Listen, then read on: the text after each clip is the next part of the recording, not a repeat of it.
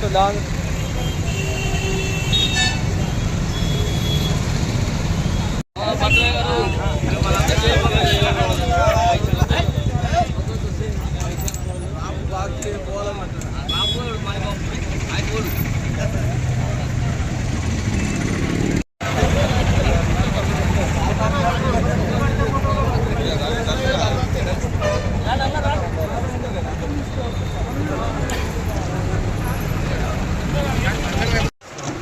మీకు దేనికి తగ్గితే ఆమెకు మంచి పడుతుంది ఎనికి తలే దగ్గర ఉంటే పడుతుంది ఎనికి తగ్గ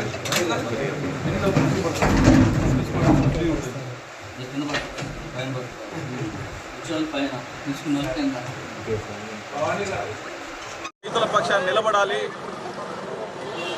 టీఆర్ఎస్ ప్రభుత్వం అధికారం నుండి దిగిపోగానే ప్రజలు పాపం ఆశల పల్లకిలో ఉంటామని చెప్పేసి నమ్మి కాంగ్రెస్ పార్టీ ఇచ్చినటువంటి హామీలకు మోసపోయి నట్టేట మునిగినటువంటి పరిస్థితిలో పంటలు ఎండిపోయి 24 గంటల కరెంటు లేక, నీళ్లు లేక, రైతు బంధు రాక, రైతు బీమా లేక, మరి రుణమాఫీ లేక ఇబ్బంది పడతా ఉన్నటువంటి తరుణంలో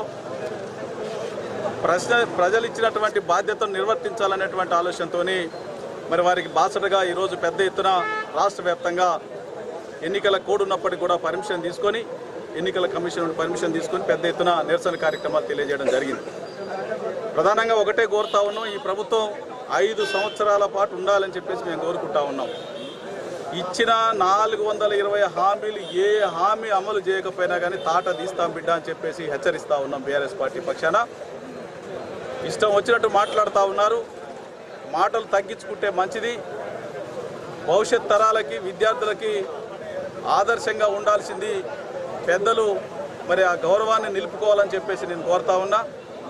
అదేవిధంగా ప్రజల పక్షాన ఏ సమస్య వచ్చినా ఎన్నికల తర్వాత ఈ ప్రభుత్వాన్ని వెంటాడుతాం, వదిలిపెట్టాం.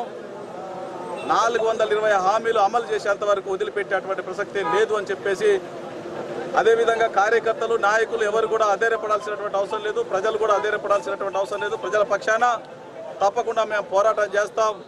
మాకు ఇచ్చినటువంటి మీరు ఏదైతే కట్టబెట్టిరో, మాకు ప్రశ్నించేటువంటి అధికారాన్ని ఏదైతే ఇచ్చిరో, ఈ ప్రభుత్వాన్ని ఇచ్చిన హామీలు అమలు చేసేంత వరకు ప్రశ్నిస్తూనే ఉంటామని చెప్పే సందర్భంగా తెలియజేస్తూ సెలవు తీసుకుంటా ఉన్నా. జై హింద్. జై. రైతుని నడ్డి విరిచేటువంటి పరిస్థితి కనపడతా ఉంది. కేసీఆర్ గారు ఉన్నంతసేపు 24 గంటల కరెంట్ వస్తుంది. కేసీఆర్ గారు అధికారంలోకి దిగిపోగానే కరెంట్ ఉండదు ఈ రాష్ట్రంలో. కేసీఆర్ గారు ఉన్నంతసేపు మంచినీళ్ళు వస్తాయి. కేసీఆర్ గారు అధికారంలో దిగిపోగానే మంచినీళ్ళు రావు. అట్లాగే ఎన్నికల హామీలల్లా రైతులకి గిట్టుబాటు ధరతో పాటు బోనస్ ఇస్తాం, 500 రూపాయలు బోనస్ ఇస్తామన్నారు. అట్లాగే నీళ్లు లేక ఈ రాష్ట్రంలో రైతాంగం పంటలన్నీ ఎండిపోయి ఇప్పటికే 200 మంది అమాయకమైనటువంటి రైతాంగం అంతా అయ్యో మమ్మల్ని ఆదుకోవడానికి ప్రభుత్వం ముందుకు రావట్లేదని చెప్పేసి మరి వాళ్ళు ఆత్మహత్యలు చేసుకున్నటువంటి పరిస్థితి. వెంటనే కాళేశ్వరం ప్రాజెక్టు మనం మీరు చూసిరు. కేసీఆర్ గారు బయట రైతుల కోసం అని అడుగు పెట్టగానే బాహుబలి పంపుల్ని ఆన్ చేసి నీళ్ళు వచ్చినాయి. అంటే రైతుల యొక్క జీవితాలతోని చెలగాటమాడుతూ ఉంది ఈ ప్రభుత్వం. అధికారాన్ని మరి మనం ప్రజల తరఫున, ప్రజల పక్షాన పోరాటం చేయాల్సినటువంటి ఆవశ్యకత ఉంది అని చెప్పే సందర్భంగా నేను ఏమున్నదో ఏం లేదో ఏది మనకు తెలవకపోయినా కానీ ఒక మాట మాట్లాడలే, కడుపులో దాచుకొని మరి మనమంతా కూడా ఈ రాష్ట్రాన్ని అద్భుతంగా తీర్చిదిద్దుకోవడం కోసం ప్రయత్నం చేసినాం తప్ప అడ్డుగోలుగా మాట్లాడుతూ ఉన్నారు. మీరెవరు కూడా అధైర్యపడాల్సినటువంటి అవసరం లేదు. భవిష్యత్తు మనదే. 100% ప్రజలు మళ్ళీ వెంటనే తెలుసుకున్నారు.